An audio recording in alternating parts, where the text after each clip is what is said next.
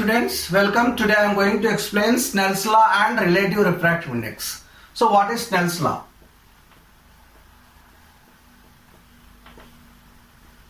Obviously Snell was a scientist. I don't know the full name of him.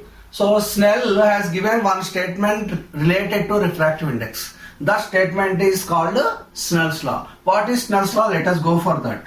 So when you are doing the experiment in which a light ray is traveling from rarer medium to denser medium, this is interface.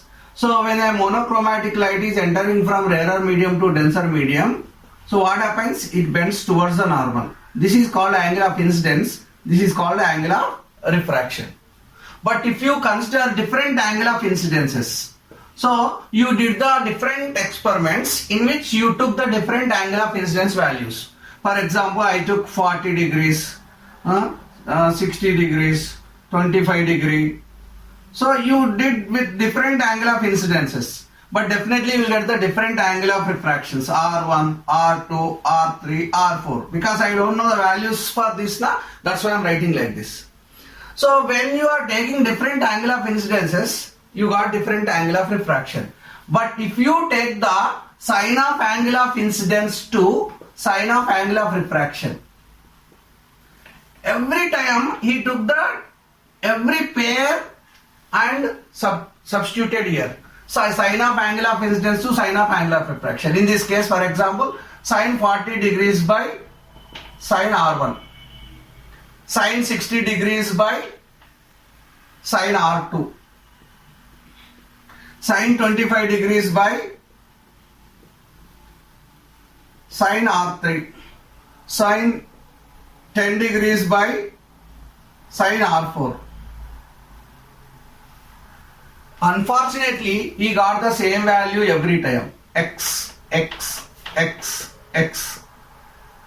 When he was taking different angle of incidences, he got the different angle of refractions. When he is taking the ratio of sine of angle of incidence to sine of angle of refraction in the first case, he got particular value called x. But in the second pair also he took the same sine of angle of incidence to sine of angle of refraction. Unfortunately, he got the same value. So he did this. So after that he did the number of I values and he took the number of R values. So he got the same value. Then he said, this as you are getting this constant value, this must be the nature of the material, because nature of the material does not change with our values. So with our ideas, nature of the material does not change. So this nature of the material is refractive index. Nature of the material is refractive. As it is the nature of the material, it is not changing with our values. In the electricity, for example, if you are finding resistance of a copper wire, you are giving different voltages, you are getting different I values. But according to Ohm's law, V is equal to IR formula. V equal to IR, so R is equal to what? V by I. You may be taking different voltages, you may be getting different currents, but this is because of the resistance. But the resistance does not change with our values now. So in this way, you may be changing the I and R values, but you go on getting the same value, means this must be the nature of the material. So finally he has given statement, according to Snell's law, the ratio of sine of angle of incidence to sine of angle of refraction is called refractive index of the denser medium with respect to rarer medium.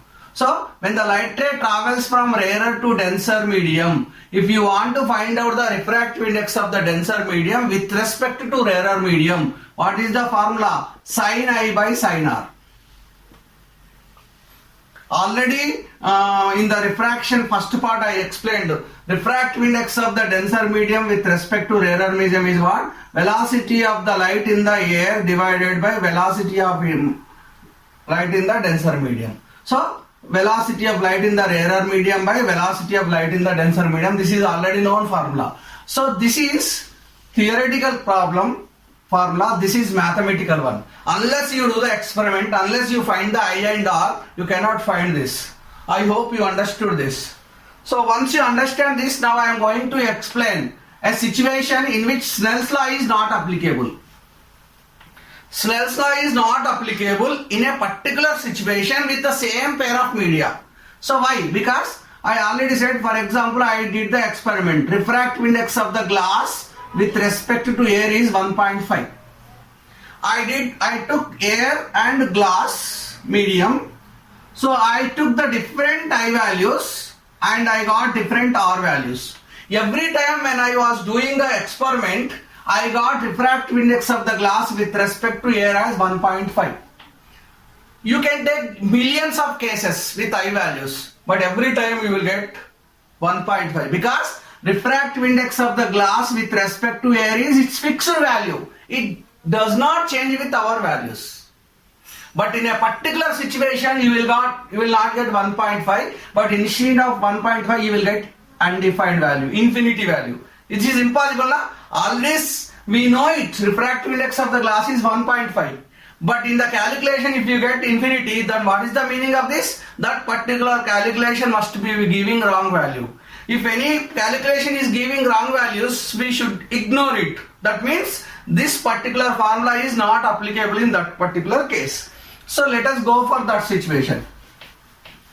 For example, a light ray is traveling from air to glass. So if the light ray is passing along the normal, if the light ray is passing along the normal means what? Angle of incidence is 0. Till now I said normal is this, angle incident ray is this. It is making certain angle. After some time it is decreased. Finally the light ray is coming and it is coinciding with the normal. Normal I am drawing like this. So I already compared normal with parent, light ray with child. So for example, this is the denser medium like house, this is the rarer medium like marketplace. If the mother is holding the hand of the child and going from market to house or house to market, if the mother is holding the hand of the child cannot escape, because even though his energy levels are increasing after going to the marketplace, as it is holding, as the mother is holding, he cannot escape. So here also light ray is passing along the normal, that means normal is holding the light. Then even though light is entering from rarer to denser or denser to rarer, whether the energy is increasing or decreasing, but the child cannot escape from the normal. So here also along with the normal. Finally it will come like this only. Initially moving from air to glass, after that again it is glass to air. So whether it is market to house or house to market, the child cannot escape if the mother is holding. If the mother is not holding the hand of the child, what happens? So if he is entering from denser medium to rarer medium, child will try to escape from the parent, mother. So this is the way. So in this case, angle of incidence is how much? 0. Angle of refraction is what? 0. Then use the formula for Snell's law to find the refractive index. If the angle of incidence is 0, then sin I by sin R, sin 0 by sin R. I value is 0, R value is 0. According to Snell's law, sin I by sin R is equal to what? Refractive index. But in this case, you got sin 0 by sin 0. 0 by 0 is what? Undefined. But till now, when you are doing the experiment, refractive index of the glass you got 1.5. But in this case, it is showing infinity. Then what is the meaning of this? Doesn't mean that the refractive index of the glass is infinity. It means this calculation, this Snell's law cannot be applied when the light ray is going perpendicular to the interface. This is the meaning of this. Because instead of giving 1.5 nature of the material, it is giving another value. Maximum number of cases, 99.99999%, it is giving the refractive index of the material. But only in this case, you are getting wrong value. That means you cannot apply when the angle of incidence is 0.